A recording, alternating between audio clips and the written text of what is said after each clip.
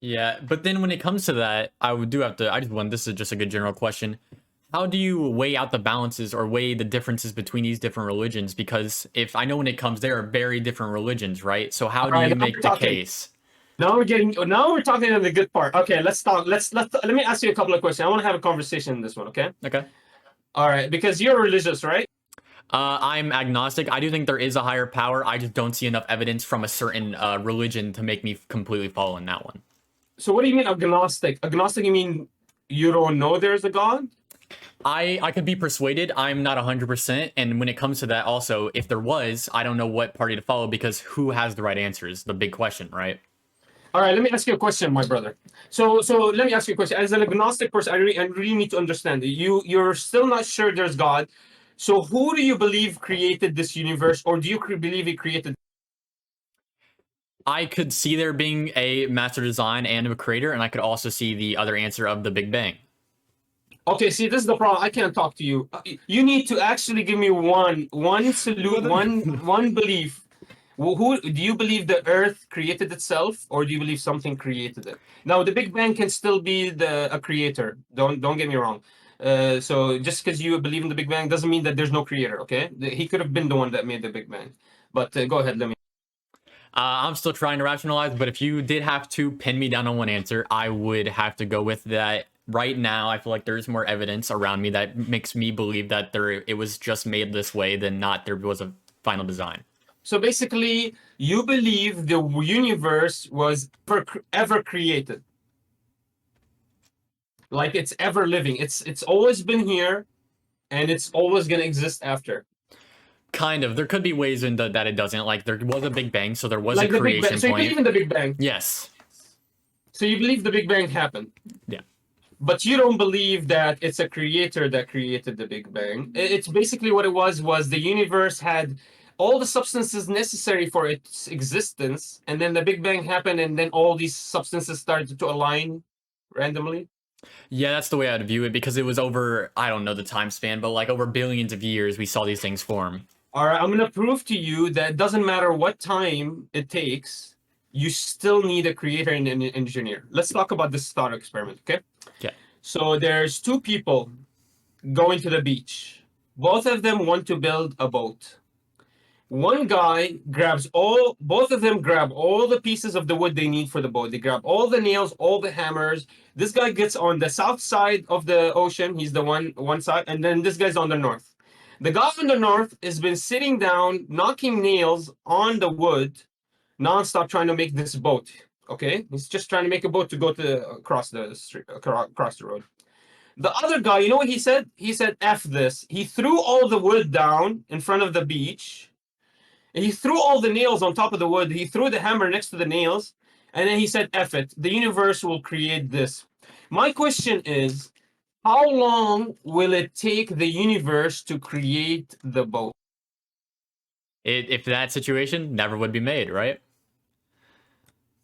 Even if it has everything necessary for its existence, it has all the wood, every nail, the diagrams in front of the beach. The water can see the diagram of the ship. Can't the water just hit like the hammer? Can't the water hit the hammer and then the hammer touches the nail perfectly and it does it so many times that it gets a nail inside? It can't do that. I mean, it could over like millions of years, but no. Yeah, let's say 100 trillion years. Could it ever build a boat? Could the universe build its own boat? Maybe, but most likely not, right? I don't see that happening. So if even with everything ever necessary for its existence, the boat could never be created unless a creator, an engineer shows up. So by the way, the guy on the north, it didn't take him 100 trillion years. He's Noah. He's already built the boat and he's gone. But the other guy, he's never gonna have a boat. Do you agree with me? Yeah. Ever, even after he dies. And what happens? The wood just drifts away, Yeah. right? Yeah. Just the tides. So this is my argument. My argument is it doesn't matter how long it takes. The universe, even with every particle in existence, exists. Let's say every particle of nitrogen exists, every particle of water exists, every particle of soil exists, everything you need exists. How can you explain to me the universe creating a tree? Oh, okay. That's a very okay. I got this.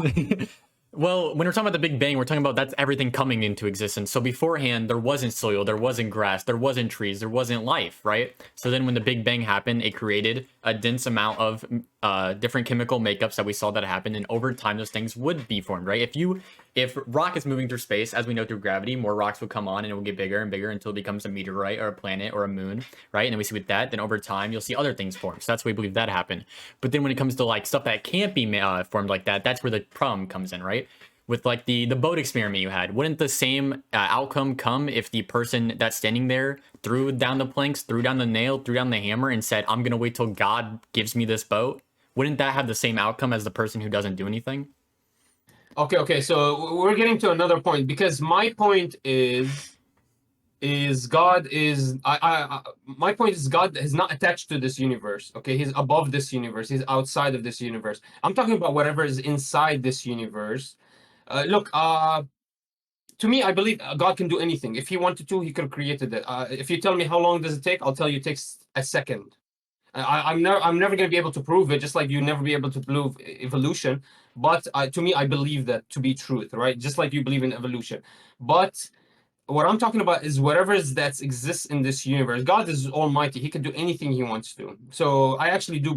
My answer is yes. My answer is yes. He can come. If I ask him, like we've seen it multiple, a lot of prophets ask for things and they get it immediately from God, right? So maybe I'm not a prophet. Yeah, maybe I'm not the chosen one, but we've seen it happen before. But what I'm saying is he's outside this universe. Everything in this universe can the universe alter form? Like for example, like can the universe alter forms? Can you change the tree into a house? Can what I'm saying is the universe can never alter forms. Whatever that was created had to stick there, stay there. Like yeah, a tree can become a piece of wood, but it can never become a boat. Okay, it can change, altered, not form, not depending on form, but no, actually the tree will never ever be altered. Actually, the tree will never ever be altered because even when the beaver brings it down, it's still a tree. So the only thing that can change forms and alter is a human being. Even dogs, they can drill holes. It's still sand. Like think about it. Even monkeys can pick up berries. The tree still stands. The only person that can change forms is a human being. So, so to me, we're getting a little bit away from this topic. What I'm trying to say is we have the capability of changing forms. We as human beings, we have the ability. God gave us that capability. That's why He gave us because He gave us the ability to change forms. But nothing else in this universe has that ability. It has to either be created already, existing, or it's getting existing. Like God is creating it to existence. You know, I mean, it's a tree can never build a house by itself. There has to be a man that shows up and builds the house. Like even the birds alter form, they can pick up picks and make a nest, but the nest is not even a house. It's still just like a bunch of sticks. It's not engineered like the level of the house. What do you think?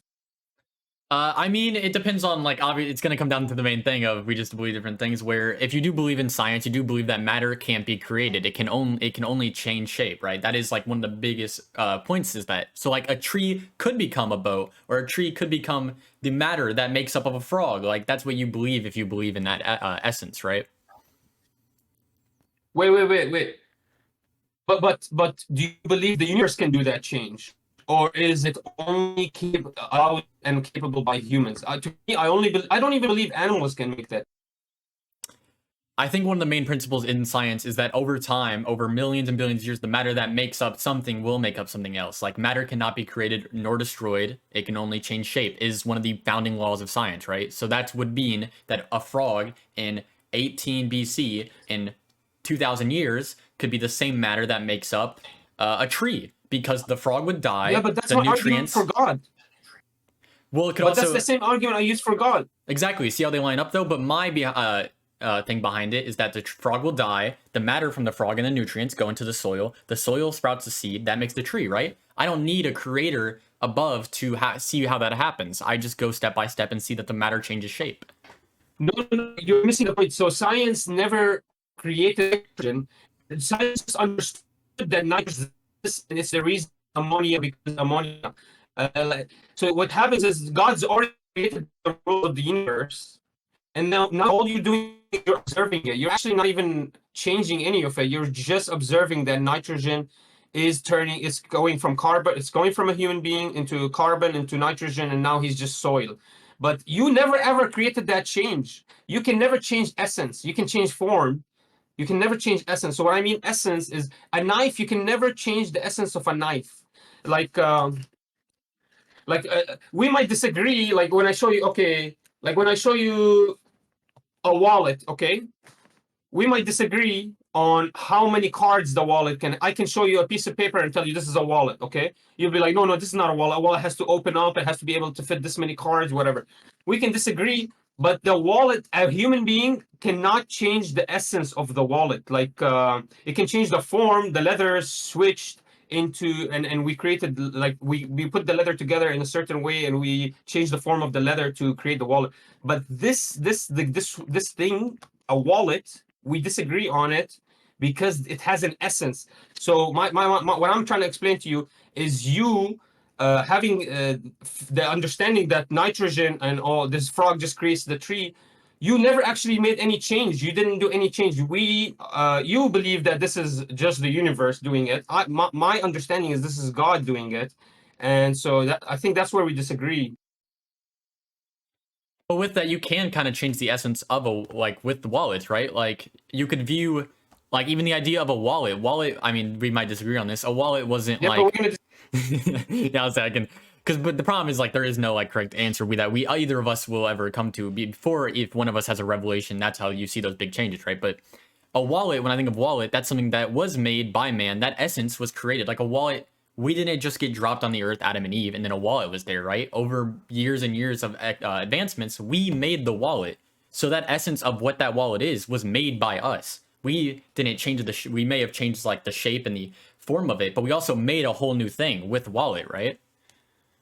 Yeah, yeah. Okay, that's a really good point, man. So my question is, that's crazy because I can use the same arguments to prove God. I'm surprised that you're agnostic because like but how can you prove that the universe is doing all of this? Like to me, I say it's God. You're saying it's the universe that created this knowledge and understanding. You know what I mean? Like how do you even know what a wallet is? For me, I wouldn't even understand what a wallet is except if God gave me that essence and ability to understand it. For you, you actually just believe you were created, like you exist with that essence. You already exist knowing all these things. I'm trying to understand who gave this to you, because we know as human beings we have to be taught everything. We didn't know anything like as truth. We had to know, we had to learn it, and then we had an innate nature in us. We're like, we actually accept things, and when we decline things based on our innate nature, and then otherwise sometimes even when with our innate nature we will still accept statistics and stuff. So I understand that, but what gives you the ability to understand that God didn't give you this, that this is all was already in here and you're just living it? Like, where do you get that idea that this was already here and that you're just living in it? Like, my understand why like you might call it any other name, might call it multi-dimensions, whatever. Why is it not God? So when I think I look at stuff, I think you're right when you say human beings have to learn things, right? That's a big part of how we grow. And then, like, let's say we see a lamppost outside and we both look at it and we go, hey, that's a lamppost. We both agree on that. And then someone goes, it was made by God. Well, I'm not going to take that at face value. I'm going to be like, well, how do you know it was God? It's not on me to prove that I know it's there. It would be on the other person to prove that it was made by God, because we both know that it's there. We both know that this is a wallet. My claim is that we made it over time with humans. Your claim is that God gave the idea to humans to make over time, right? If we both agree on my point, but you have an extra point, I feel like the idea of truth is then put upon to you to show me that, and I just feel like I haven't been convinced of that over time. I could, in 2 years, you might see another podcast where I'm on here and I'm religious. I just haven't seen enough evidence that makes me draw that conclusion. So what would you label as enough evidence for you? Like, would you believe scriptures? If you like, what would you believe? So when it comes to scriptures and stuff, the problem I have with those is that you can always, like, I need something that you can grasp, right? When it comes to scriptures, you can't grasp the idea of God behind it because there's always the chance of, well, that's someone's words, right? And I might just be a very untrustworthy person, but I never try to take anything at face value. Where, like, if you said, like, just like the lamppost thing or the wallet thing, if you said God said this, I don't take that at face value. I am like, well, how do you know that? So I need something I can grasp, especially when it comes to, like, scriptures. That's just someone's words that maybe they did get from God, maybe they didn't. We don't have a way to grasp at it to know. And there's always the claim of another big claim is that it predicts stuff that does happen, and it's like, yes, we do see that happen, but again, we also see that happen with The Simpsons. I feel like there isn't not something to grasp at to show exactly that there is a being that is all powerful in this world, right?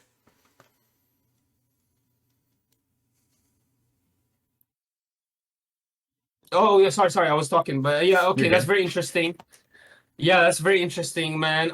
That's interesting, man. I'm still trying to. So, like, if I bring you convincing scripture, that's not enough. If I bring you evidence that the universe can create itself, that's not enough. Well, that's because I don't agree with that evidence, right? I Well, agree well, that well, I can, I can, scriptures. I can, I can provide you proof, but like, there's a lot of proof that the universe is not everlasting. It's not. It actually was started at a point. Well, everyone agrees on Uh, that. uh, Well, not everyone, but I agree, and that is too. I just have a different conclusion from that, right? We both agree on that point of evidence. You just have an extra key before that, where it's I like know, God but made you it. disagree. But you agreed with me. A boat can never create itself. So if the Big Bang happened and everything already exists in the universe, like let's say all the nitrogen, oxygen, everything exists, and the Big Bang happened, it still doesn't make sense how the universe would arrange itself randomly into the, like, you actually believe in the Big Bang, right? At least we can get there. So I believe in the Big Bang as well. To me, I don't believe that you have explained well enough how this random arrangement of chemicals created this universe when I gave you the thought experiment, where we know the universe is not ever. So because of the, we know the Big Bang exists because the universe is not everlasting, and now we know that the universe can't create anything, or can't change really forms. It can. The problem is, you believe it's creating. I don't believe the universe is creating anything. I believe the soil already had the nitrogen. I believe everything was already there, and then there's something that pushes it through. So, but you have to. How can you? How can you what's the word I'm looking for? How can you explain to me the random arrangement of chemicals that created the universe being so accurate when it can't even create a boat when it has everything it needs? So, with the first thing is, I believe that when it comes to the nitrogen and all that, I don't think there was nitrogen before the Big Bang. The Big Bang was what created all of the chemical or all the matter that will and forever will be in the world. And then Yeah. when So it basically, what you believe is the universe is not infinite. I think it's infinitely expanding. I do, geez, word stutter. I do think that it can expand. I think that is the leading conclusion that people have when it comes to science. So I do try to follow with Yeah, but that. it's not infinite. That means the universe was created at a point and it will end at a point. Yeah, but something being, I'm talking about infinite in size. Like it'll always keep growing. There could be something that could That's true. end That's that. true. But what I'm talking about is the origin. Like, what was the origin of the boat? Was the man making the boat together? The origin of the universe was God putting the universe together. That's how I understand it. But you understand it as just random chemicals showing up together. So, can you explain that to me? Yeah, I think it happens with like over time. I don't know. The timetable on the Earth is always it's heavily disputed. It's a heavily disputed issue. But there's a really cool thought experiment where if you give a monkey a typewriter long enough, at one point in time, it will type out the entirety of Shakespeare. Right? We just disproved that theory with the boat theory. We with the boat thought experiment, we disproved that. No, because there's actually interaction here now, right? The boat theory, there's no one working on the boat. If a monkey is working on a typewriter, at some point it will type out I a. gave you interaction. I gave you the tidal waves. That's not interaction though. If you're saying that, if you. That's literally the universe interacting with this with the wood. Yeah, but I'm saying there isn't something interacting. You can say the universe. I don't think there is a creator in the universe interacting with it. Don't you? If you believe in God, you do think that the universe will interact with the boat, right? Because you think the So creator you being outside believe the the universe. creator is the animals? Like, No, I'm saying that you think when you say that I think that the universe interacts with it, I don't. I think that if you leave that boat there forever, but you believe that if you're on an island and God tells you that a boat will come for you one day, that boat will come, right? That's so you believe the universe does have interaction with the world. I don't think that. I think that there is something always outside interacting with it.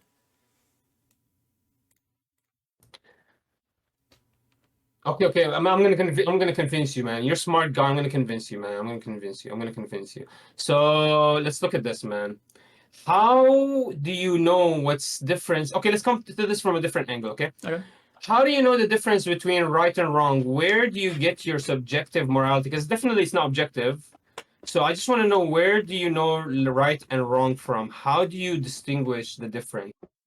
When it comes to me personally, I always try to go off of it's called the golden rule for a reason, but if you think that you doing something to someone would cause general harm to that person, and if it was done to you, it would cause general harm to you, it's probably not something you could look towards. I think that when it comes to that, just emotionally and physically, I feel like is the way I go about it. And then when there's also I'm a very legal person as well. I'm a very analytical person where I do think that when it comes to laws, I do think that's how I look at a lot of things where although if there isn't someone being harmed in something, there is a chance for harm. With like jaywalking, right? There's no golden rule in jaywalking.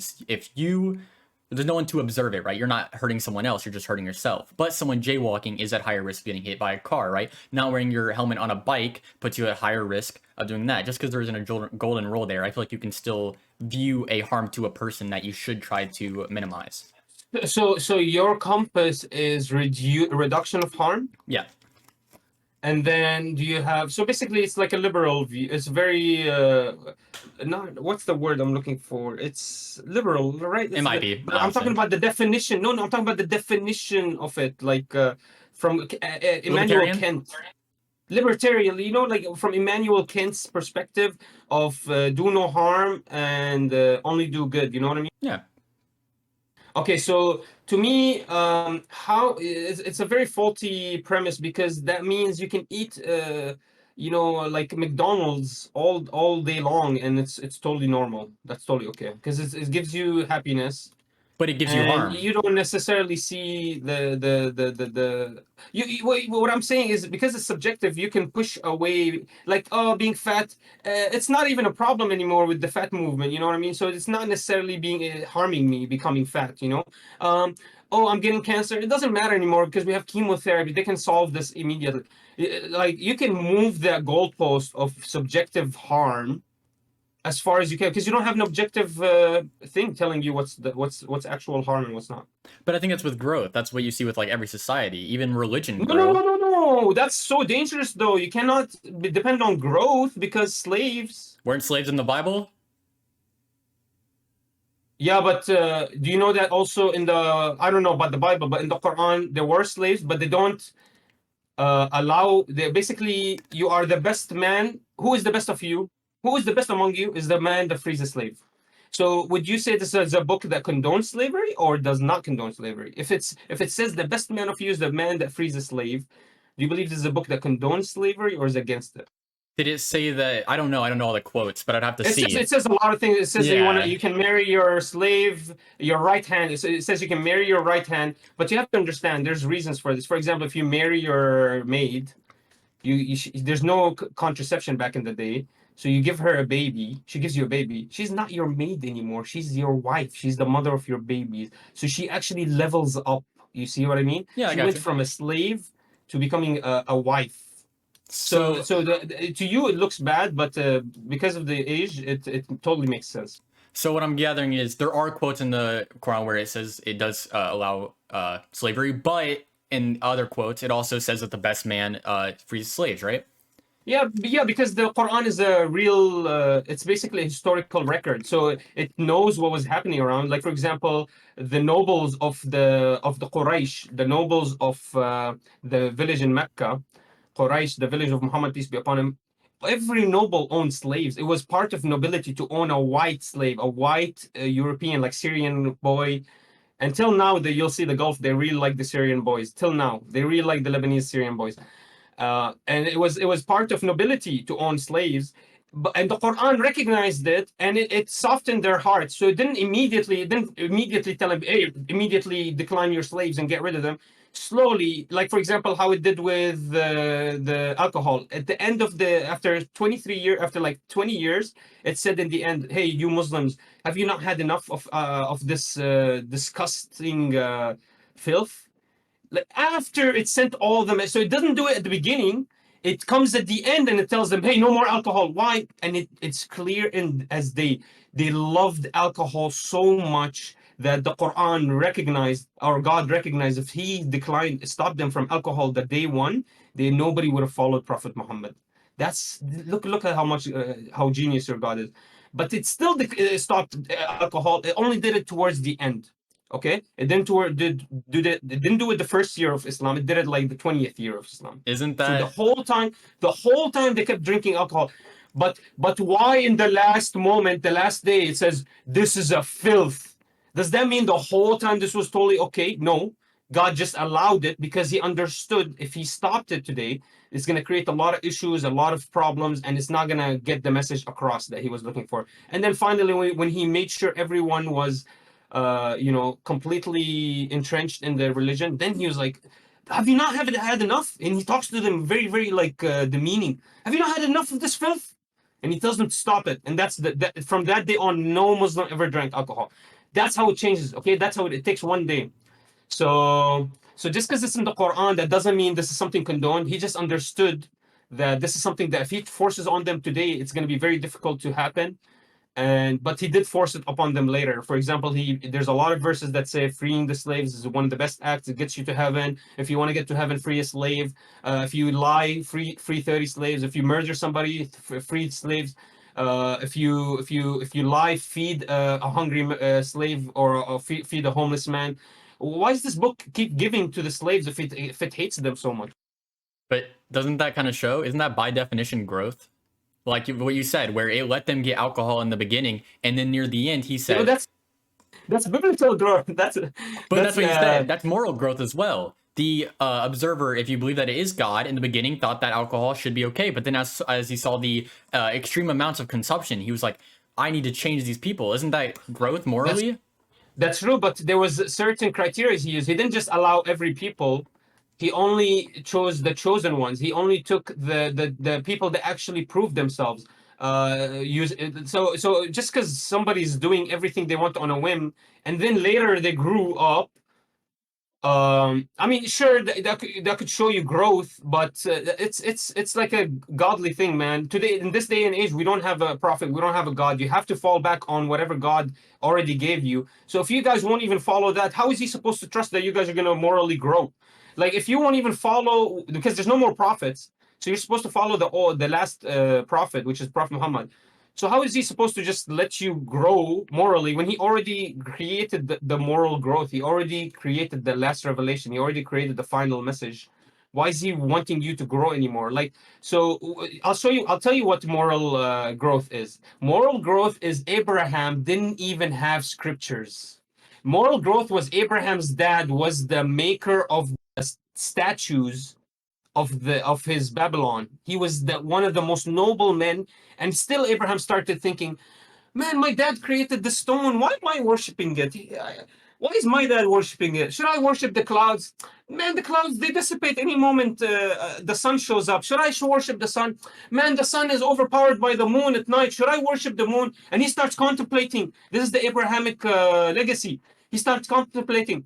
That's moral growth, okay? That's moral growth. It started from Abraham, but it ended with Muhammad. How in Jesus's time, for example, they had different teachings. It's the same prayer, but they prayed different times. They did different things. Maybe they were allowed to drink alcohol. We don't believe that prophets drink alcohol. They were just from major sins from the beginning. They never did them. Subhanallah. Like Abraham from the beginning, he just never touched alcohol.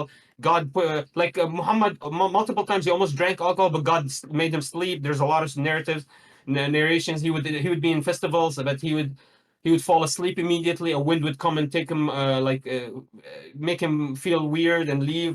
He would, he never ever was able to celebrate and drink alcohol. So he never ever in his life before prophecy drank alcohol. So we believe these guys they had moral compasses clear. But what it is the actual teachings grew. Like maybe in Abraham's time you can have slaves, but by the time of Muhammad, peace be upon him, there's no more slaves. So we believe the growth is finished. We believe Jesus' teachings were different than Muhammad. They were the same message, believe in one God, but they had different cultures. They had different. Maybe they drank alcohol. We don't know. I don't know. Maybe they can eat pork. I don't believe they can eat pork. Actually, they have the same teachings. But you see, the Moses' people maybe they were able to eat pork. You know what I mean? So this is what you don't. So there's already been growth. From Abraham's time, before the scriptures ever, till today, there's already been moral growth. But what we believe in is it's stopped. It stopped at Prophet Muhammad, at Islam, at Quran. Anything you need to find out is in the Quran. Anything you start creating afterwards, that's a concoction, a man-made concoction, and we do not believe in it. So that's where you need to be very careful. So there is moral growth. You're right. Even the Bible and the Quran believes in that, but it doesn't believe in it as, oh, from 2023 to 2020 to 2030, right? They believe in it from Noah's time all the way to today. They don't believe in it as, oh, from the 2000 to the 3000s. You get Then I would have the question with that is, well, then what if comes a new prophet with new moral guidelines no that he more. says were given? There are no more. No more. It's already in the Quran. It's been declared. There's no more. That's why we have. It's such a big thing to believe in Prophet Muhammad. And this is another thing.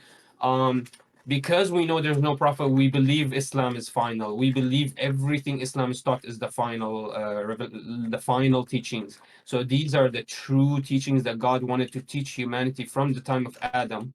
This is exactly how God wanted Adam to live, but because the Adam was in a different state, he only was alone. He only had one girl with him. He can, for example, the daughters and the sons of Adam can mate with each other. This is something that doesn't is God doesn't allow anymore, but He allowed in Adam's time. That's moral growth. Do you agree? I kind of, yeah, I see the general point that you're making. The So only do you see what I mean? So we don't believe in Adam's teachings. We don't believe you can date your sister. Okay, but we believe Adam still followed God, so he did follow that. So at some point, it was okay to do that. You see what I mean? But we grew out of it. God stopped it because it just creates too many genetic mutations, and now it creates issues when you do that. So why are we not allowed to date our sisters? Because God said so, not because anything else. I don't have to go to science. I don't have to understand the literature. I don't have to read the most recent scientists. I just read the Quran. God tells me, don't touch your mother, don't touch your daughter, don't touch your sister. And I recognize that. And then science later lines with me and says, oh my God, you know what happens when you date with your sister or your mother? You create genetic mutations. The kids can't even maybe come out blind, they can't hear, no lips. You know, they're real genetic mutation, like real, like not humans. You know what I mean? Crazy. Intersex starts like that, and so God saved us from all of that, but he allowed others to do it, but he saved us from it. So we believe Muhammad was the final. But then, how do you see that growth was needed for those things to happen? Like, I understand that there, from what I'm understanding, there can't be more prophets. The word that is written is the word that the word forbid till the end of time. Okay, but without the growth that happened during those time periods, you would have never had growth. And I bet some of those growths happened without the prophets, right? Because there was still slavery after the Quran. There was still slavery after the Bible, right? It took more moral growth for that to happen than the revelations that God given, right? Actually, I believe after Muhammad, peace be upon him, died, there was very brief time where there was prosper, but after that, what happens is you leave your moral compass, you leave the guide, which is the Quran, and you start chasing the worldly life. And you've seen it with the story of Moses. They were the God's chosen people. Then they were told to move away and start following a different law, and immediately they started questioning, begging to stop. No, we want to do this. No, this is not, we don't agree with this, blah blah blah. God took them away from that. Okay, God removed them from being the chosen people. He just sent them. Now they're just till today they're just being thrown around, the Jews. And so that's what we believe in. What happened was the Muslims, if they followed, and when they did follow the Prophet Muhammad's teachings, when, for example, in war, they never ever hurt a tree. They would never do anything, any lies, cheating. They would 100% be sincere. They when they used to do stuff like that, they were very successful, and God gave them victory. What we believe in, the second they stop remove themselves from this after the Mamalik, the Rashidi, the Abbasi, the all of these, the Ottomans, by the Ottoman Empire, it's just corruption everywhere. Nobody's really reading the Quran anymore. So what we believe in is they got away from the moral compass. So they evolved so far away from the Quran that God gave them, reduced them to nothingness. Just like the story of Moses' kids. If they followed God, they would have been amazing. But then they can very easily you can lose that grace from God. You know what I mean? You have to actually show proof that you are a part of that. You deserve the grace. So when you don't show the proof, God will just take it away from you, and that's what we believed in. I don't. I believe the Muslims would be much more prosper today if they followed the Quran's teachings 100%. But we are too materialistic. We are too westernized, and we fell really hard. The only thing I have with that is just if you do follow it based on the moral compass given, I think we both said this. I think he describes the Prophet Muhammad. He describes religion, not religion, slavery, as he did say that freeing your slave is like an act of charity, but he doesn't outlaw it outright. So how are you supposed to sit behind him saying that it is a moral objectiveness that he has that you should follow when something that I think we would both agree on is something that is morally wrong today that he never directly went against. He just said that I think you quoted it, I don't know if it's the right quote, but the one who frees him is the best man. The best man doesn't mean anything like legally. He doesn't say, oh, everyone else will go to, to a bad afterlife. They are just the better person. How do you follow behind a moral compass that lets those things happen, but doesn't, it can say that, it's good and bad, but he doesn't say you can't. Yeah. So totally understand. So we actually do believe it says you can't. It's just that, and that's why Prophet Muhammad. Okay, so this is how it is. You you cannot have a slave today. To every scholar agrees you're not allowed to have a slave today. Okay, not sure exactly what verse is coming from, but they know it's from the Quran. It's from the teachings of Prophet Muhammad. You're not allowed to have a slave today. How do we know anything? How do the scholars come up to anything is using Sahih Hadith, which is the truth Hadith. That means authenticated Hadith, which Hadith just means saying. So authenticated sayings of the Prophet, which we authenticate with somebody authenticated them, just what historians do. And then there are very weak hadiths. So we believe in the strong hadiths, and using the strong hadiths and the Quran, today's scholars unanimously agree slavery is disallowed. Disallowed from today. You're not allowed to have slaves today. So now the question comes, so there is teachings against it. Okay, I'm not sure exactly, but if I look up right now, I'll find a couple of hadiths that really do talk about it's going to explain it exactly how it explained alcohol. It says this is a filth act. It's an act of filth. That's all the Quran has to do. It doesn't have to tell you anything else. They immediately recognize the second they hear a bad word, God saying something bad about something, immediately they recognize there's something wrong. They should not be doing it. What you don't understand is back in that day, 1400 years ago, it was a time where you lived in the desert, where slaves would die. Like for example, let's say if I'm a slave and I got there's a whole chariot that took me to sell me in Saudi Arabia. If I don't get sold in Saudi Arabia, I have to walk all the way back chained and risk death and risk problems, risk being robbed from bandits in the street. You know, bandits. You heard about the Silk Road bandits. You know, even the most prominent trade routes had bandits all over them, and it was a very smart idea to keep bandits because you knew there was money going there all the time. Till now, trade routes are extremely protected. Till now, you see the Yemen and the big oceans; they're very, very protected. And so this is very, very scary. Like to move slaves took months. Okay, it didn't take a day. It's not like today where you just travel with plane. So it's very hard, and there's not a lot of food. So a lot of people, a lot of these big trade caravans, but these big trade caravans, what they would do is they would actually, if they don't sell slaves, they would just leave them. So the slave just is in the middle of the desert, has no food, no water, nothing. He's about to die, and he has to figure it out himself. To be honest with you, if you were at that point, your parents were murdered. They took you from your home. A caravan took you from your home, and now you're in the middle of the Saudi Arabian desert. Would you wish you were a slave, or would you wish you were dead? I feel like when it comes just down to like the moral principle, that's a really good question. I don't remember whose quote it was, but during slavery in America, there was always the great quote: "What's better, to die free or to live as a slave?" Right? That was always the question. Well, we believe it's better for you to die because there's no war zone at that time. You're literally just living. So we believe that's murder, that's self-suicide, and nobody would at that time would do it. Nobody even thought about self-suicide at that time. It's very extremely rare act. Nobody. It's crazy to hear about this.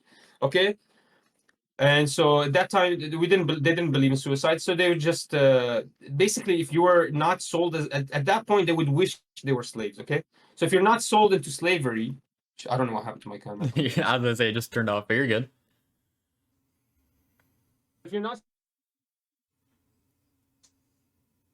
I'll figure it out. Okay, You're good.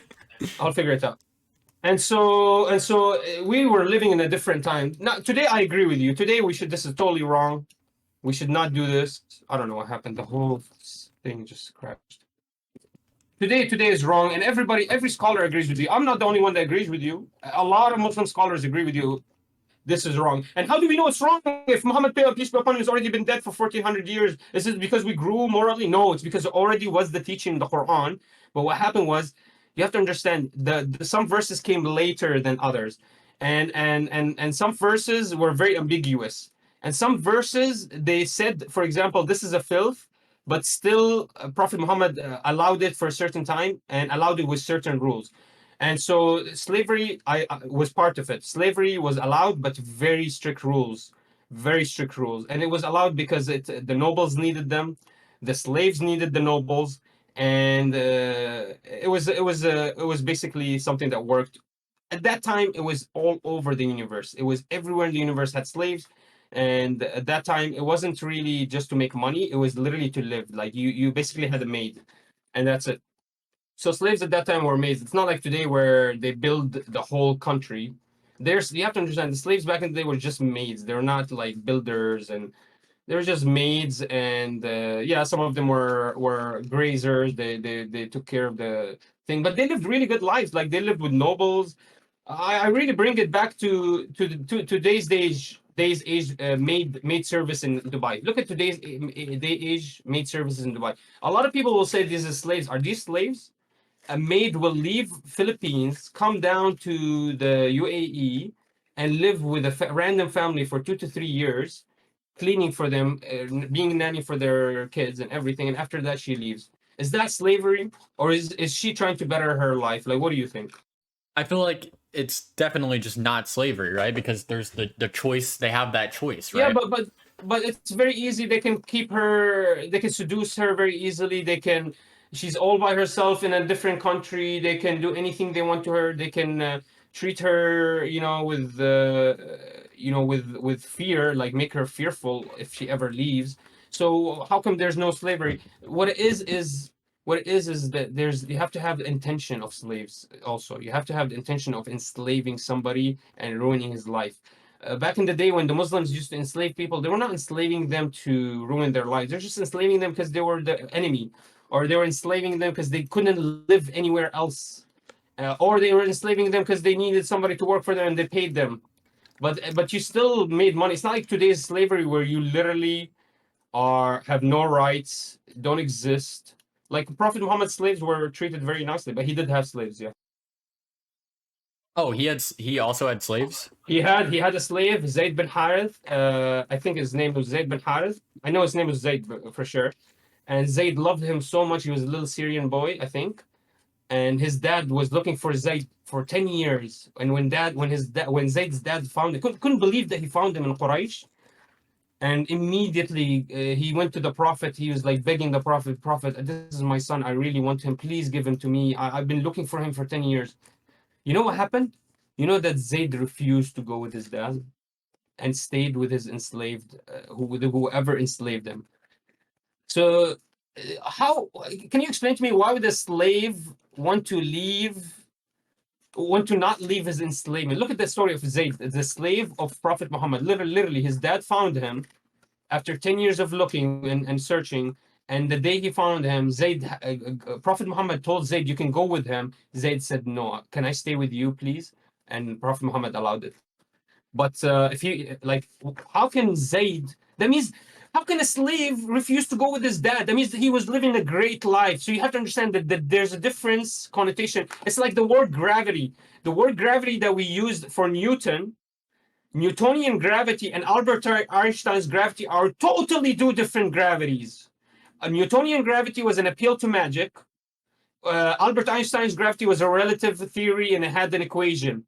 Literally, they're the same word, but they're totally different meanings.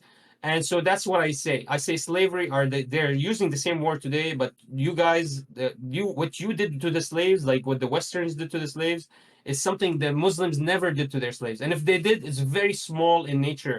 Like, yeah, there was torture of slaves, yeah, there was murder, but it was everywhere in the whole city knew about it. Everyone knew about it. Like, it's not something that you can hide. Whereas here in America, it was the normal thing to enslave and torture. And so I understand you have a very bad negative connotation of the word slaves, but we believe like some slaves decided to stay slaves. So how can you put a complete negative connotation on it? That means it had to do with survival, had to do with relationships, had to do with much more than just being enslaved. You get.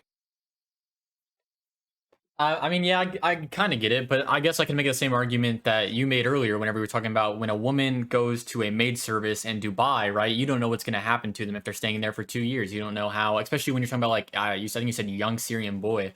If this was a young boy, his thought he hasn't completely formed his own opinions on things, and his mind is very easily interchanged. So of course he would think. I'm not saying that there was anything bad. I obviously don't know. I'm not that knowledgeable on the subject, but there could be the instances that has happened that over time that he has formed a dependent relationship on the prophet, and even though you can, whether that's healthy or not, that could lead to bad things happening. Yeah, yeah. So that's true. Sure, sure. They could have manipulated. Yeah, I see what you mean. Like manipulation tactics. But it's so easy. Like let's say, can you manipulate? I guess you're right. Even in America, they manipulated certain slaves. I see what you Yeah, mean. there was always I was the about to say. I was about to say, can you manipulate slaves? Yeah, you could. You could give certain slaves certain treatment. They're better. yeah, during So I agree slavery. with you. I agree with you. What I just want you to know that Islam, it doesn't condone it. It accept it recognizes what's happening. It doesn't ever tell you to go acquire slaves. And if it does, it tells you to acquire slaves that are slaves of battle. Like literally people, because what did people used to do to the people they just conquered? They would just murder all of them and enslave them. But what the Quran did is it gave certain teachings for this. So yeah, you can have them slaves, but you have to they have to eat from your food. Yeah, you have to make sure they sleep good. You have to not overwork them. You have to have certain rules on them. So you can't just give them different food than you. So you have to basically take care of them. And so there's different connotation. Like our slaves in the Bible probably are different than the slaves from the Quran. Yeah, the Quran doesn't ever tell you to go find people and enslave them. It just tells you if you fight people, make sure I don't think it even enslaves people. Like what it does is it just gives you rulings on what you should do with your slaves. But so yeah, so it does recognize that there was a true thing that was happening. And it does, but I don't think, in my opinion, until today, the scholars agree with me. Slavery is not allowed in Islam. We don't accept it. It was a different time. It was a time where you could not abolish slavery in a day, just like you couldn't abolish alcohol in a day.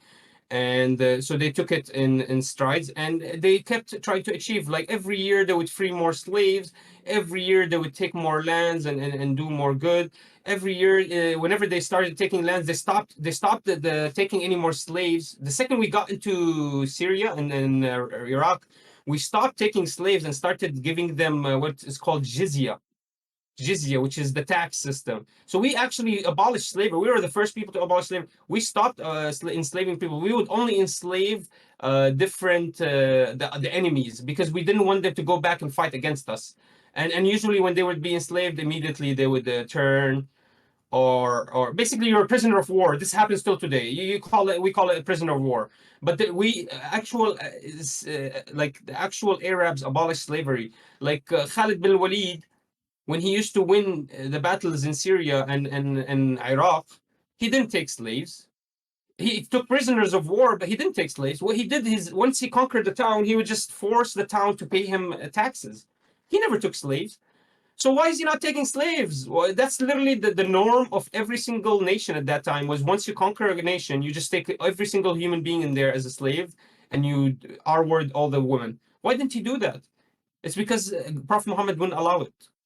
So, so this is clear. If today's people, today's scholars disagree and say that we should not have slaves, this is illegal. And if even the Quran tells you it's okay to free a slave, it's good to free a slave, and it teaches you to free slaves, and be having slaves is a very horrible act. It's a filthy act. You should not have slaves. And if you do have slaves, marry them. Marry them. Like literally, is figuring any way out, any solution out for these slaves.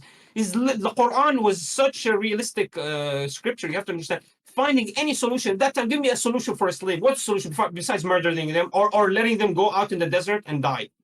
Literally, what they had no solutions. What are you gonna go send him back to his parents? You're never gonna do that. So literally, it was either kill them. Like how are they supposed to abolish slavery? Just like either send every single slave back to his hometown, or let them run wild in the streets. You know what I mean? Creating a homeless issue, crisis, whatever. So instead, it gives you a very practical way to solve the issue. It says every time you free a slave, give him. If you have slaves, make sure you feed them, make sure you treat them good, and then when make sure they're strong, they're healthy, and then when if you want to be good, if you want to end in paradise, make sure you free slaves, make sure you give them properties, give them help. If you see anybody in need, take care of them. Marry your slaves, marry your slaves. It's telling them everything you can possibly do to get away from slavery. And how can you know what I mean? To me, at a time where there was no solution to such a problem, it's a prolific solution. It's a profound solution. I feel like though that when it comes to that, like now that we do agree on the moral standpoint of I think that the Quran and my moral opinions line up when it comes to slavery, but my moral opinion back in the day would have never allowed slavery while the Quran the way they formed their moral opinion would have, right? That's like the difference there. I agree. I agree. But do you look at you? Do you agree? Do you allow all these trends to exist? Do I allow trans people to like exist? I Yeah, would do you say yeah. allow all these LGBTQ, these people that corrupt society? Do you just allow them to exist? Like you're what you're trying to say is this is an act that corrupts society, so I wouldn't have allowed it. But I'm looking at you right now. So your society is getting corrupted up the wazoo. I'm not seeing you stopping anything. I'm not seeing you actually standing in the way of anything. I'm seeing you actually trying to understand those movements instead of trying to stand in its way, even though they're completely corrupt movements and they're corrupting your society. So, give me a reason why you're trying to stop slavery. You don't have a subjective. You don't have objective morality. You didn't even tell me why slavery was wrong. I You don't can. even know why slavery is wrong. Why is slavery wrong? My understanding is because you think it corrupts society, but I'm showing you a lot. Then tell me why is slavery wrong? Because if it's about corruption of society, I see a lot of groups corrupting society that we condone here today. Yeah, no, my moral view never comes from like corruption of society. It's always about if the harm. It's always about the harm reduction. Remember we talked about the harm reduction, right? If I Okay, was so a the, person in so slavery, I wouldn't want slavery done to me. So why would I want slavery? that's amazing. So harm reduction. Let's say the slaves would have died if we like I can argue to you that I actually argued this to you that if we let the slaves and freed them altogether, they were just created a lot of anguish and a lot of suffering. It would have been a bunch of slaves running around, no food, nobody to feed them, and they would have had to figure it out by themselves, either by traveling through the desert that they have no idea on how to travel, or by staying in the country that they don't even know about. You have to understand that there was no airports by that time. They had to literally traverse months long treks Yep. through the desert. Okay, it's not like a couple of days, it's a month long trek. You're a slave that you were enslaved. Tell me, how is it better for you to be thrown out of your home, to be in the street all alone with no food, nobody to take care of you, in a time that had no police, no, and bandits everywhere in the street, ready to just take whatever. If you have any clothes, if you have shoes, they'll take it, just like today in New York. So tell me, how is that? To me, I argue that actually keeping some of these slaves was actually better for the slaves. That's my argument. My argument was, at least that's part of my argument, is a lot of these slaves would have died if we actually released them. And then I also argued that we stopped enslaving. Like when we were taking over Syria, when we were taking over Iraq, we stopped enslaving. We're not enslaving anybody. So we were giving them their country. They just have to pay us taxes. So tell me, how would have you solved this solution? What was your solution to slavery at a time where there was no caravans that could take them anywhere? And if you did, you had to pay money and you had to travel for a long time and you had to bring your own fucking resources. And what slave has resources for a month or two to travel? You know what I mean? Explain to me, like, how can you justify that freeing every single slave is better for them than living a nice life with the nobles that took care of them.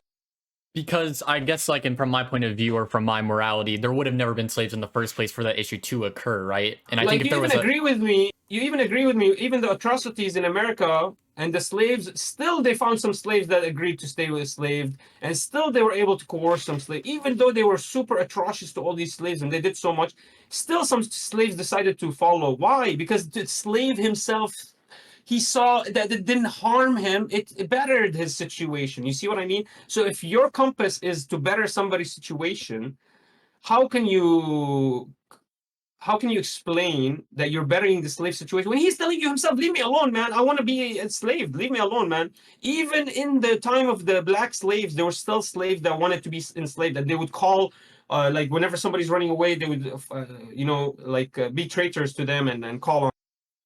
I think I can actually put this in a way that I think that you can find the same answer. Trans people, like, you would disagree with that. They think the same thing, right? Although I think that it's a okay thing for society. You think that it's not an okay thing for society, but they want to do it, right?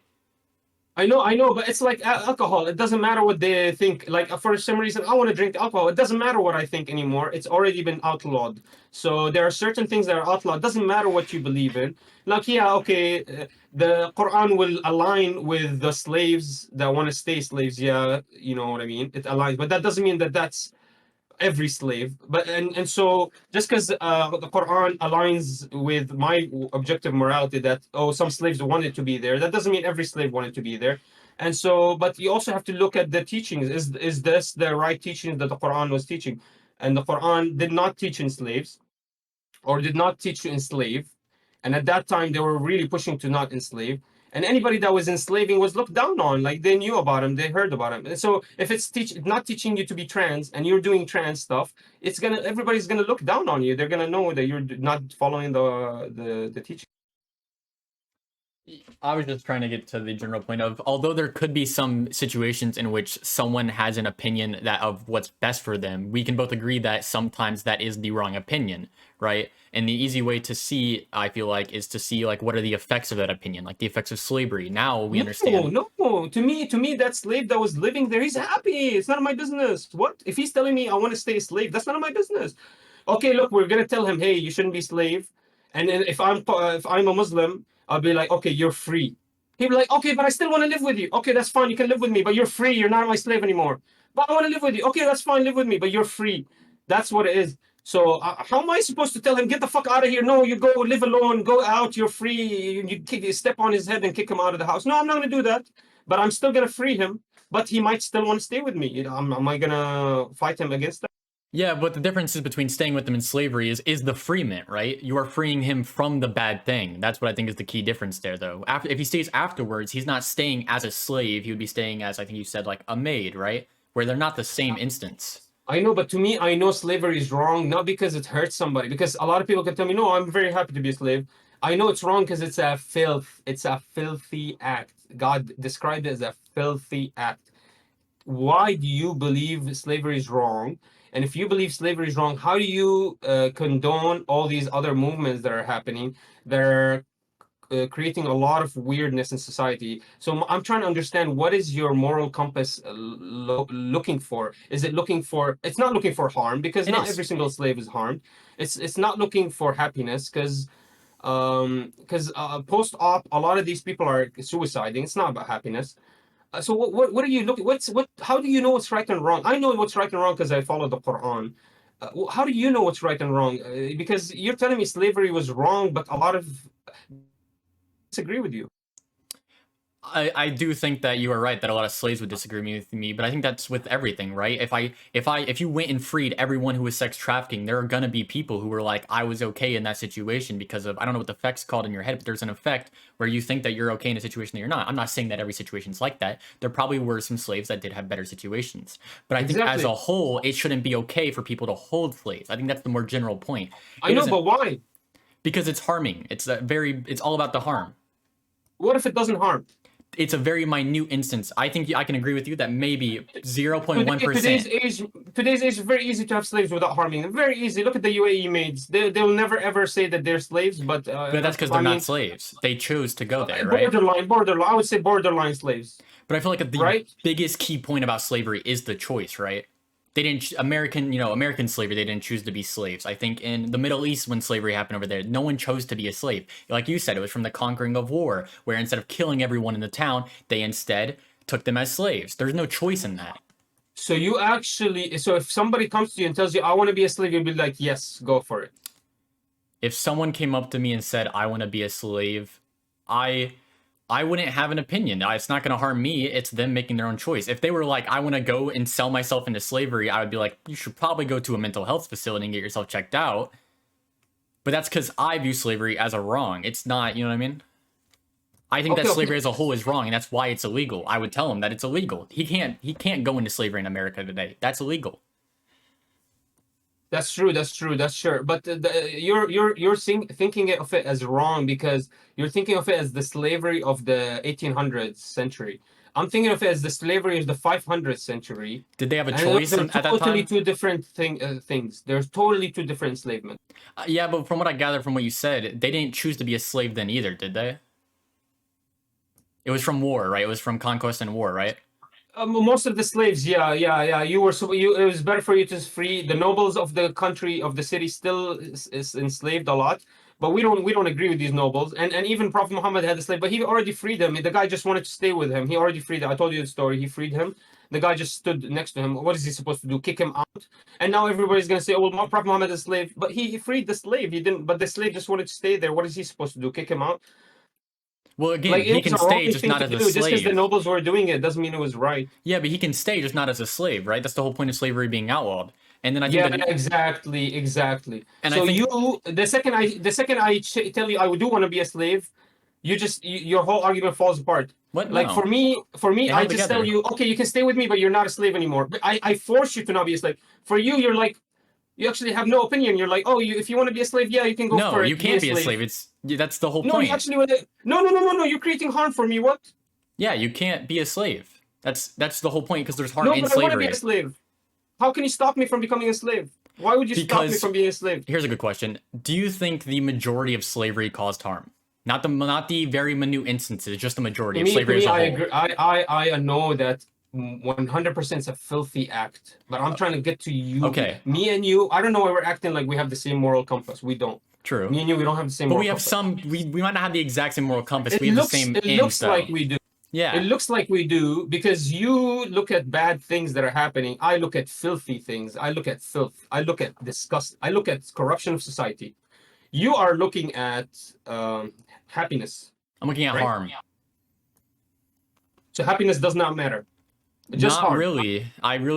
You can do things that are happy that I don't think you should do. I think there are sadists that would love to kill people on the street and become happy. I don't think they should do that because that's harming someone, right? I do have the very clear distinction between happiness and harm. So my question is, so when you get to a really nuanced situation, almost like October 7, how do you reconcile with your position? Because your position is to not create harm, but you also recognize that you might have to create harm to defend yourself.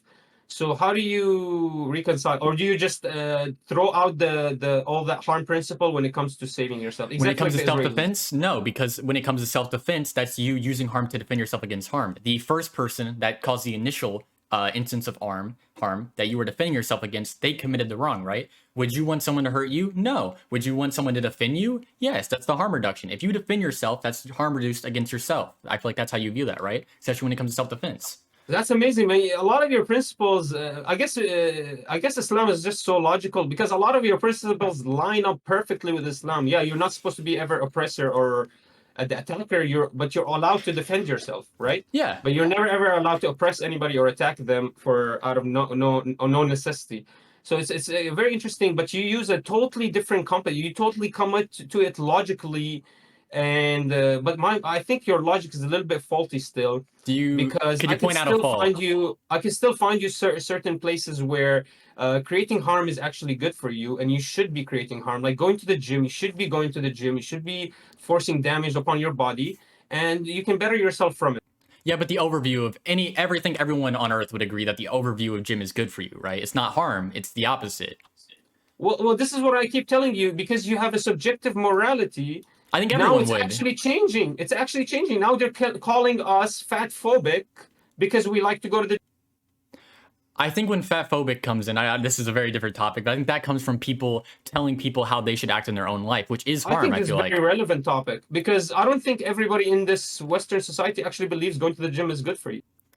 I believe there's a law, at least 10 to 25% that believe going to the gym is fat phobic. I don't know what kind of ideology. I don't know how they came up to this. I'm still trying to understand how you're coming up with your morality.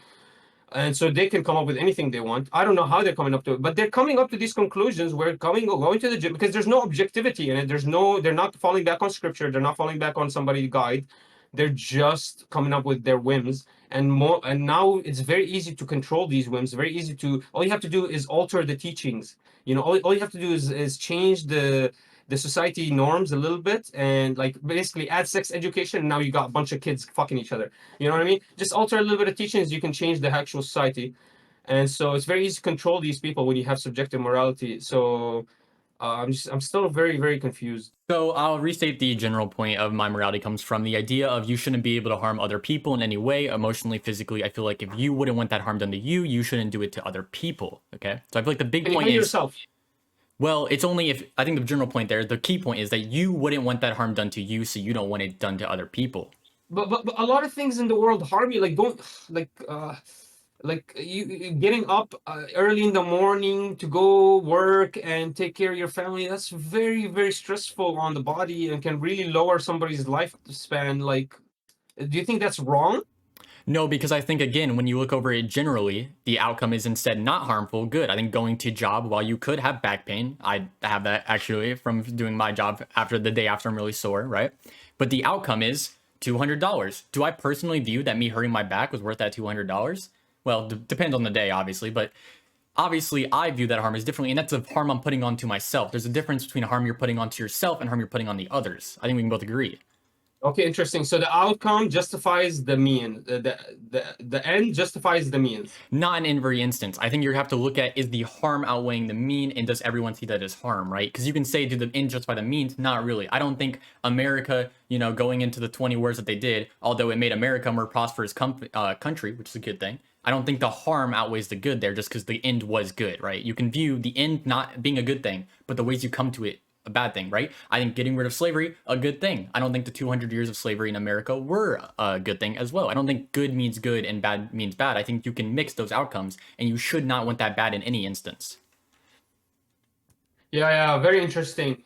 Very, very interesting, man. Yeah, you're very. I think you're very close. I'm just very scared about this subjective morality because have you ever shifted your opinions on things like drastically? Have I ever shifted? Do you ever shift your opinion on things just by learning a little bit more information? You immediately shift. Yeah, of course. For That's example, why. let's talk about Gaza and Palestine. Like maybe you would think Israel really needs to defend itself. Like if you actually don't know the history, you would actually believe that they're being attacked on October 7th. But then when you realize the history, you realize it's occupying force. This is a non-partitioned lands, so this are occupied lands. The UN recognizes illegal settlements. The UN recognize they should not be in that land as Israelis. And so when Hamas goes in and bombs um like for you, if you already know one side of the story, very easy to create with your subjective morality a complete explanation for why Israel has to completely eradicate Hamas or eradicate the Gaza.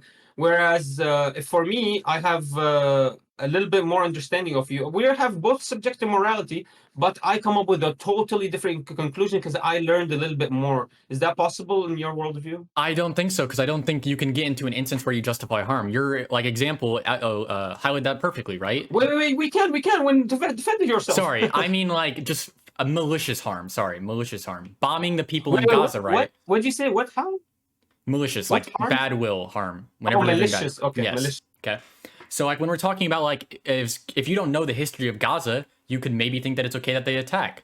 I don't think it's okay for Israeli people to bomb civilians. I think that's a very easy position to take, right? I don't think that they have a choice in that matter. The Yeah, civilians but you didn't can choose to be justify it there. with your morality. You could just say, and I'm gonna give it to you. I'm gonna prove it to you right now, Okay. and you tell me if I'm wrong or right. Do you agree that Israel? Okay, well, I need to know first. Do you think Israel had the right to defend itself for October 7th? For October 7th, do I think yeah, it had a right to defend After itself. If post you're October saying 7th justice attack, defend itself on the attacks of October right? 7th, of Right. course. Okay. Okay. So this is the scary part because subjective morality. Right now, me and you, we have totally different facts of the matter. Like, look, like we both are using subjective morality, but you have facts. It's very easy. Like I could say, in Israel, October 7th, they were actually trying to normalize relations with Palestine. Hamas maliciously came in and attacked right before a diplomatic talk speech where they were going to come to a two-state solution.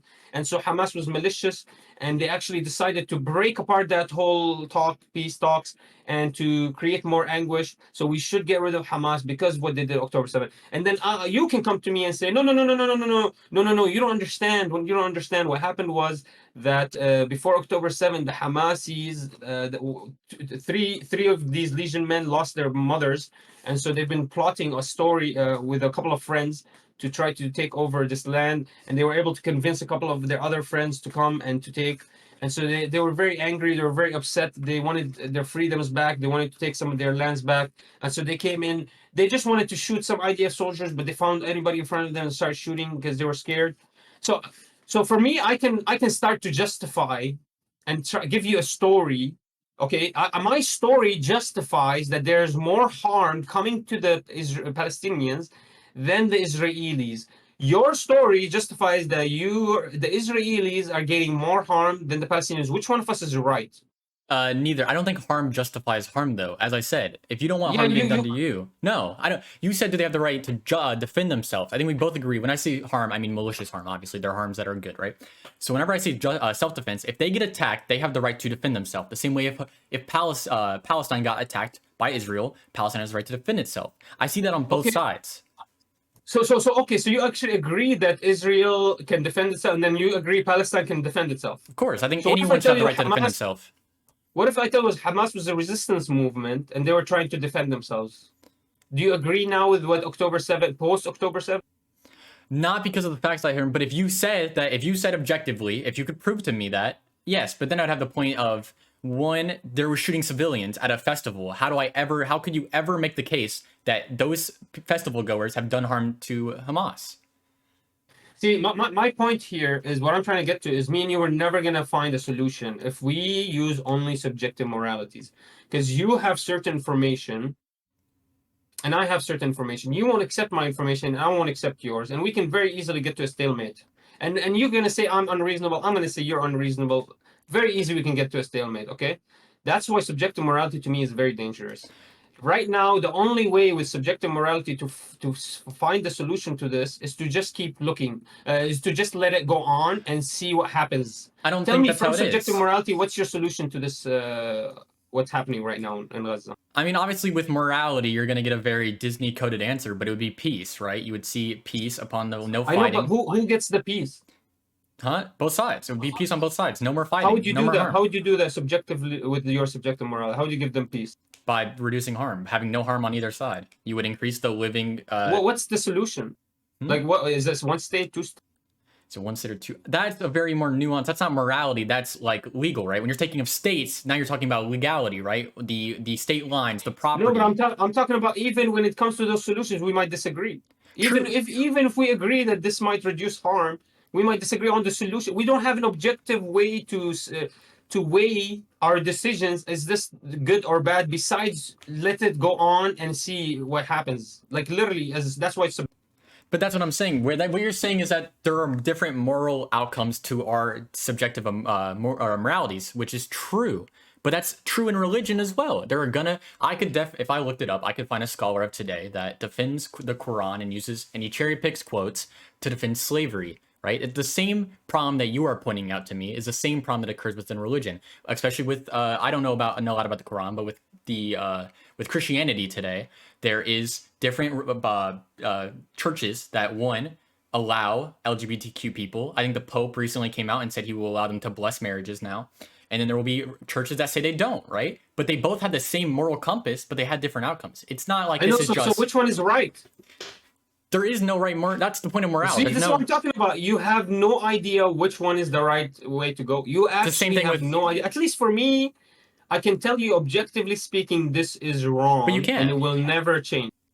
If someone came to you and they also read the Quran and they have the quote of he had never explicitly stated in the Quran that they get rid of slavery, and you're like, well, I have these sayings that said he did He's it. wrong.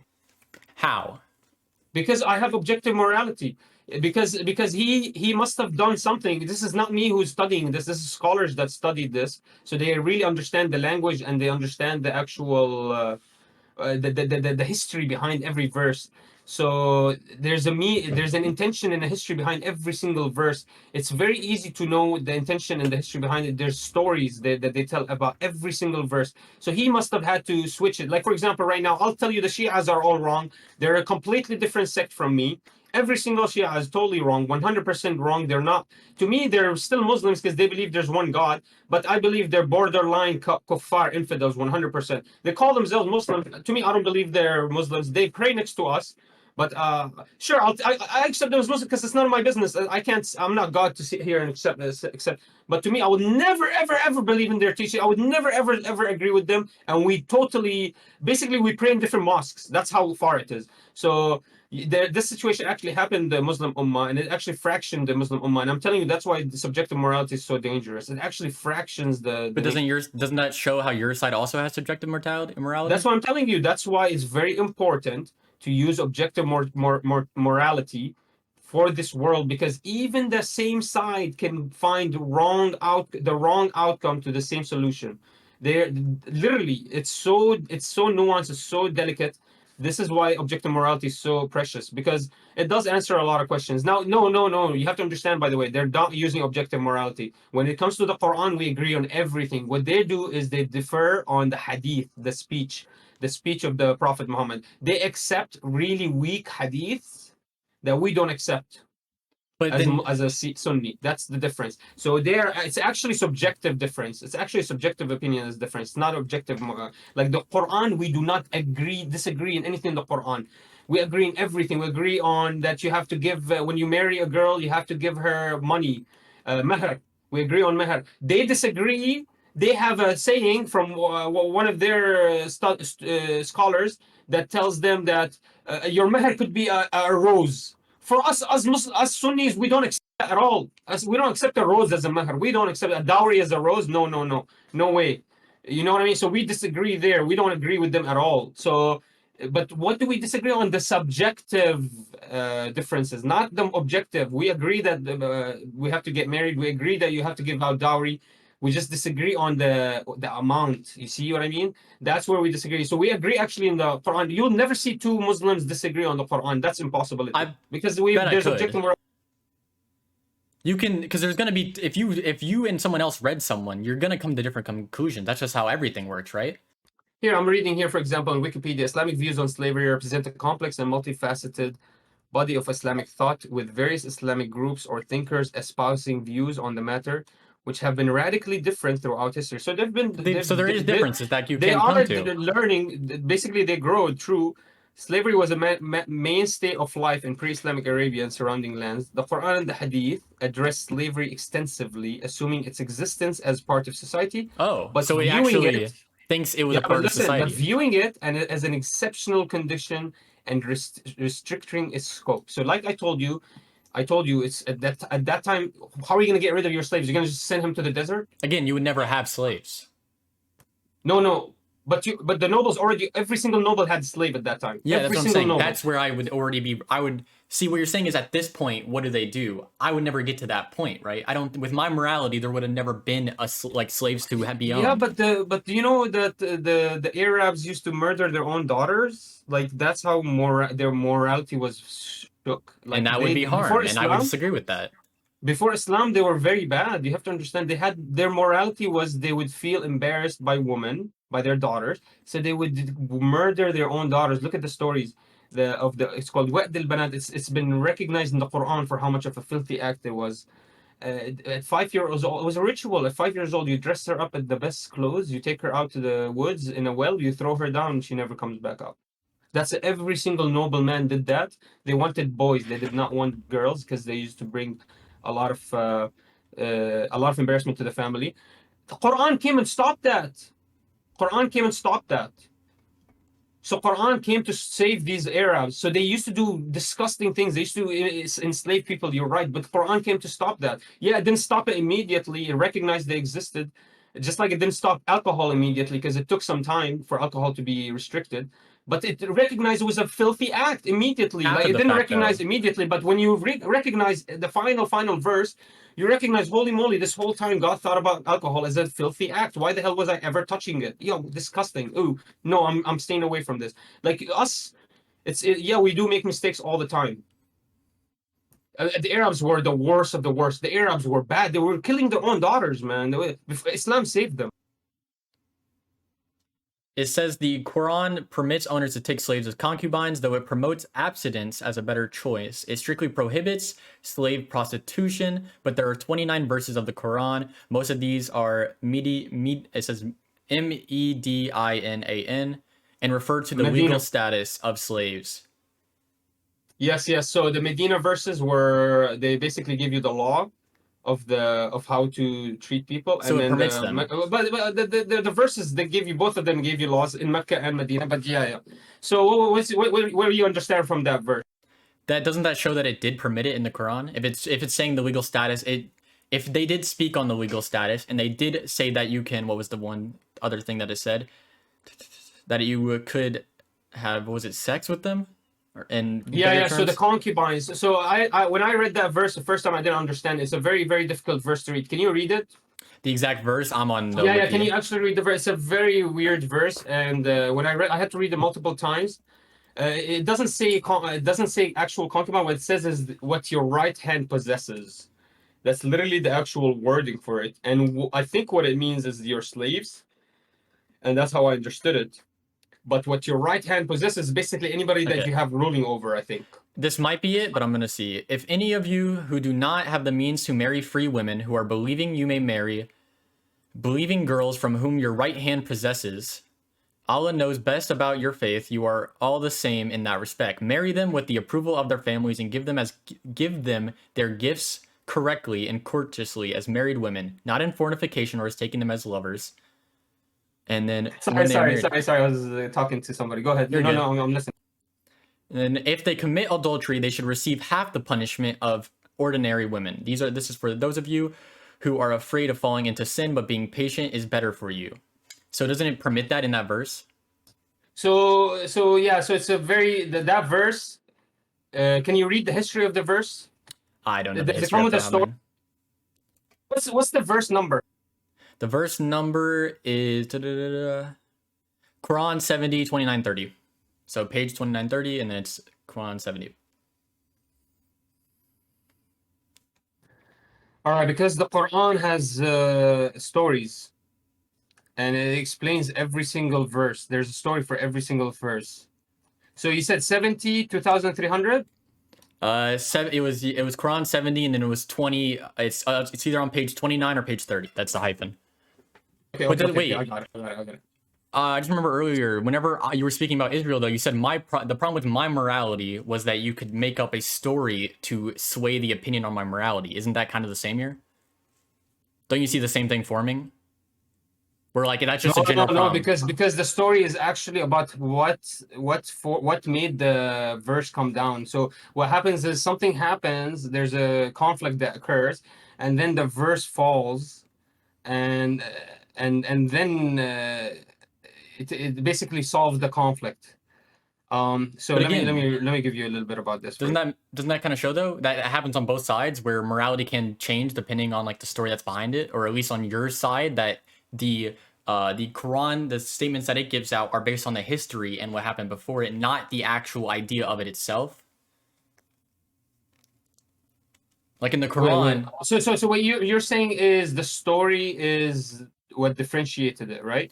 what I was saying is earlier in our in us talking about morality, you said the problem with my morality was that if you gave me a story, it could influence my morality, and then you tried to point out two faulty points in it, but I both times I did end up having the same moral opinion. The story did not change it, but then whenever I bring up slavery in the Quran, the first defense that you bring up is, well, we need to see the story behind it. Isn't that kind of the Yeah, same because thing? I need to understand the verse. I'm not understanding it. Look.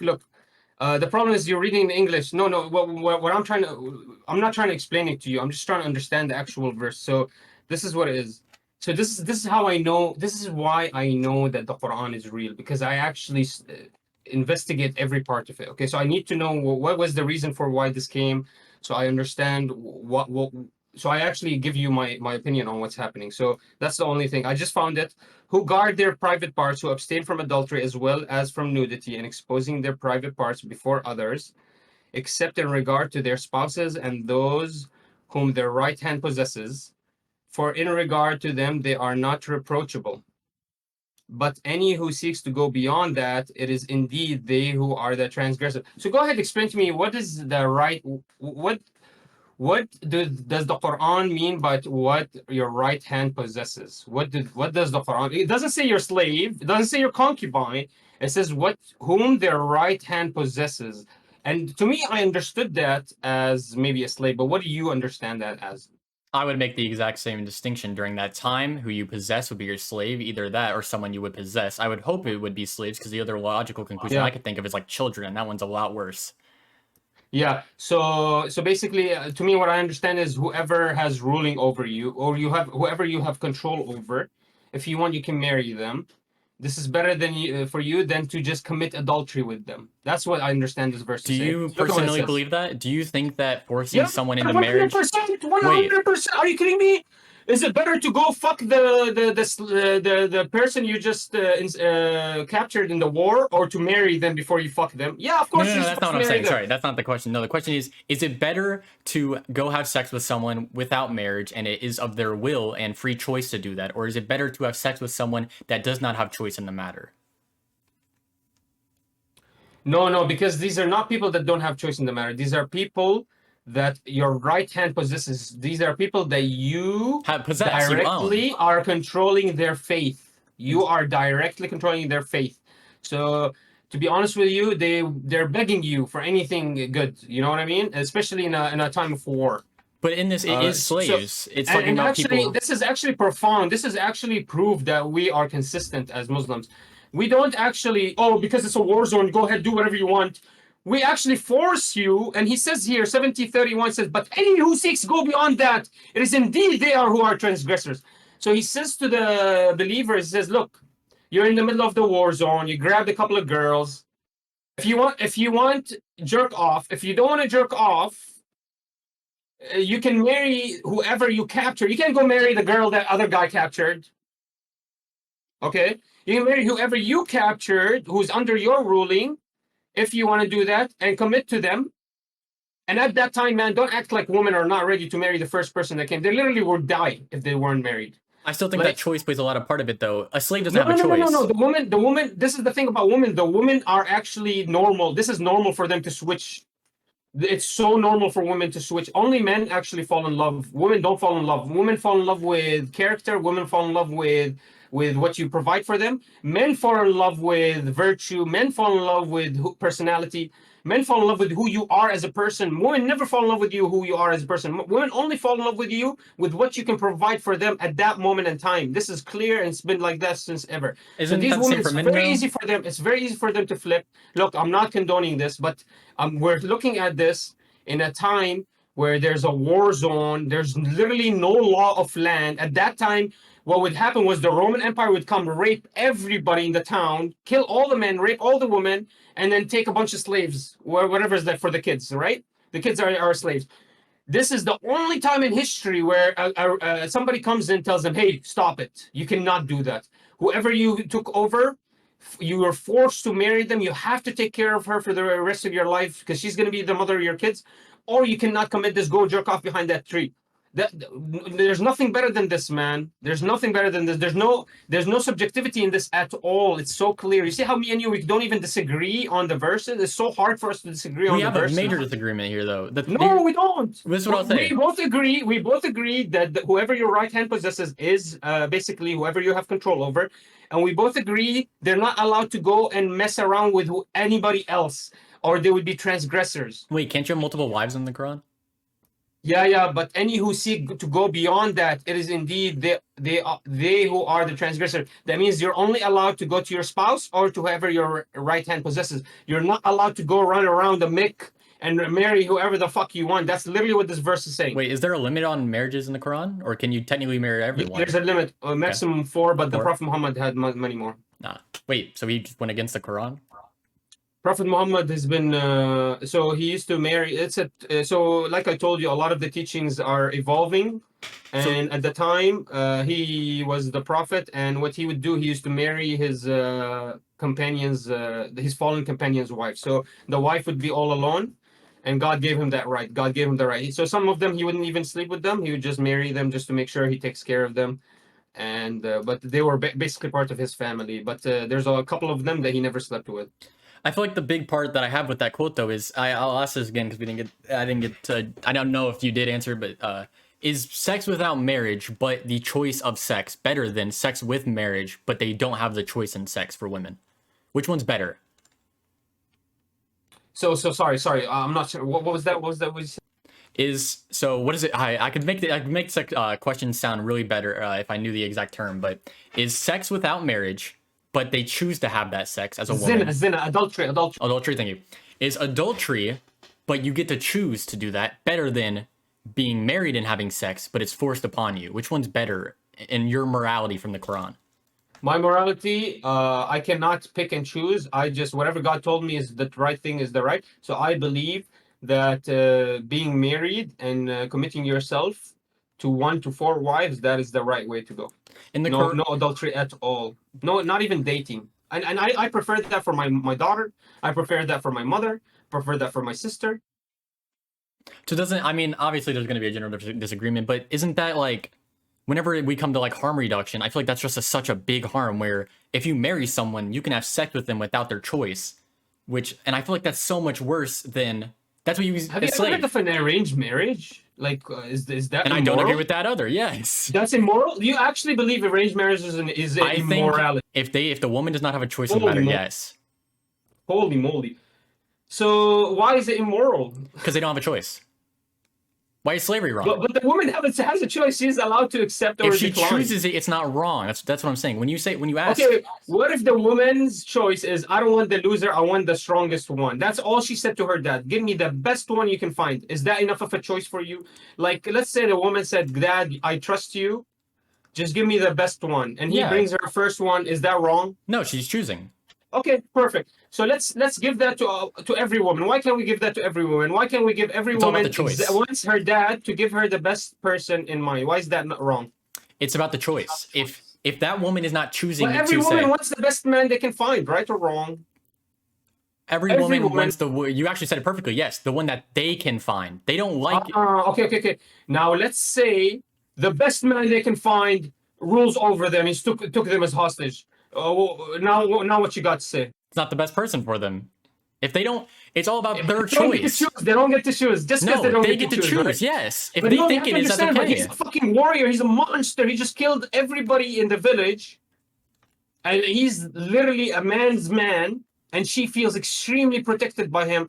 Like the problem is, what you're arguing is every single human being that is married. A fallen soldier's wife is doing a wrong deed. That's what you're arguing. My argument is that if there are any instances that choice is taken away from someone, I think that is a harm. Arranged marriage where a woman feels okay with the arranged marriage is okay. I think that arranged marriage where the woman isn't okay with it is wrong. But the Quran says the exact opposite from what I'm understanding. Same thing with sex. I think that if someone doesn't have a choice in sex, I feel like that is a wrong. But in the Quran, if they own them as the right hand possesses them, as we know from slavery, then they can't have sex with them, right? But what if but back in the day the woman never ever made the decision. It was always the parents. So they never ever even made that decision. It was always their parents. They always had that like if they did feel like they had control, it was very little. You know what I mean? It was always the parents. Like even when it comes to a queen, she was supposed to marry a random dude that her dad picked her. So where can you tell basically the whole of your whole basically the whole history of the whole universe is immoral to you, and somehow today you woke up and you figured it out, and now you're finally okay. Do I think that the whole history of the universe is immoral? Yeah, No, I because the think that whole history any of the universe, parents always pick their daughters' husbands. They most of the time they never even cared about them. Even the Zionists did the same thing to the Palestinian mandate, and they never cared about them. So a lot of people actually believe in the Zionism theory. So why can't they believe that the parents should actually also be allowed to make every decision for the parent? Like, where do you come from where the woman made the decisions every single time? Like, which part of history I think was the woman used to pick her husband? I Which part of history the woman used to pick her husband? Tell I me. think I think you're having a confusion of the point of choice and every choice. There are going to be people who don't want to make every choice for themselves, but that is their choice to make, right? There are going to be people who go to their parents and say, "I want a lover. I want you to arrange a Okay, marriage." let me ask you That's this. their Let me ask you. choice. Let's say the girl never wants to get married. Is that okay? Do you agree with your daughter never getting married? Again, Let's say it's your gonna daughter it's said, gonna "My be choice is I don't want to ever get married." Would you ever force her? based on what do you know about my morality. What do you think my answer is gonna be to that? You're gonna say, "Yeah, I'm not gonna force her," but Because I'm I don't telling like you, forcing be an people. honest, consistent man. Yeah, Would you like your daughter to never be married and to be in the if streets it all was her by herself choice, for the rest of her life? would I like her to be in the streets? That was a really That's weird literally ending. it. Be in the streets, like me and you. We're in the streets all by ourselves trying to figure it out. I I would how do I? Okay, I think it's okay if Like, do you my prefer somebody daughter. protecting her, or standing on guard, like being there for her because you're not there all the time, or do you just it's okay for you if she doesn't want to get married till she's 70? That's totally normal. That's That's yeah, cool. it's her choice. I feel like I don't have a place where I can authoritatively tell her what she can and can't choose. Right? You're her dad. Yeah. You are her dad. How could? What do you mean you don't have an authority over her? This is gonna be another major like religious disagreement that I know comes from the Quran, but I It's not don't. even religious. I'm just asking like a logical way. How can you not have? You have to be the authority over her. You are Why? responsible over her. Oh, No, after the age of 18, when they can make their decisions. Why?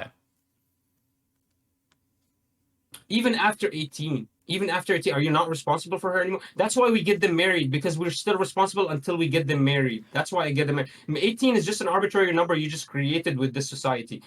18 was never a date, an age that decided that this woman became a woman. That never was like that. What it used to be, she was puberty. Let's get her married so we don't have to worry about her anymore, so her husband can worry about her. But today's age, it's totally different. The problem is, man, you all your morality is depending on today's age, and we're talking about 1400, 1,000 years ago moralities. And so we're definitely in conflict. Maybe today's age, yeah, the woman can live. Even today, I would not agree that a woman can live alone. I think it would create a lot of hardships for her. I think she at some point she would be like, "Fuck, I want to settle with anybody." Like after 30, like this, we see this trend all the time. At 35, 40, they'll take anybody. They'll take any. It used to be the only date, the best of the best. Now they'll take anyone. Where's the good guys? Where's all the good What guys? Where's all What would you say if their father didn't want them to get married though, and they wanted to get married? Are they supposed to I would disobey say their this is a father? failure of a father. I would say this father is failed. Doesn't that show that then it's not the father doesn't have say over the daughter? Then it's objective, right? Why is personal choice so important when it comes to I think personal choice is this important factor? everywhere. No. But why is personal choice so important? Like, why is my daughter's choice to not be married for 70 years better for her because she decided it all herself than me telling her the best thing to do is to get married at 20 and to have 10 kids so they can take care of you at 70? Like, why would I give my daughter the ability to choose when she knows nothing? I'm responsible over my daughter. I still don't understand how it's immoral for me to not allow my daughter to choose the wrong choice. How is that immoral? Because you're choosing for them. Again, though, if we go back a Yeah, little, but that's not how. But you're making it immoral. So the only reason that it's immoral is because they didn't make the choice. is yes, exactly. Yeah, I am over free That's choice. great. Wait, So so wait, let's go back then. Wait, let's go back. So If the that dad, means they can do crack. That's totally moral as long as they wanted to do it. And it didn't harm whoever. there we go. You Now wanted you're on to harm. Yeah, if, yeah, if sure. if there's an instance where they're not committing harm unto themselves, yes. At least Also, you're consistent. exactly, yeah, exactly. There's no faultiness in my But you in need my to wake belief. up. There's a lot But of wait, faultiness. I can It's point very out faultiness in subjective. yours. It's If very a father subjective.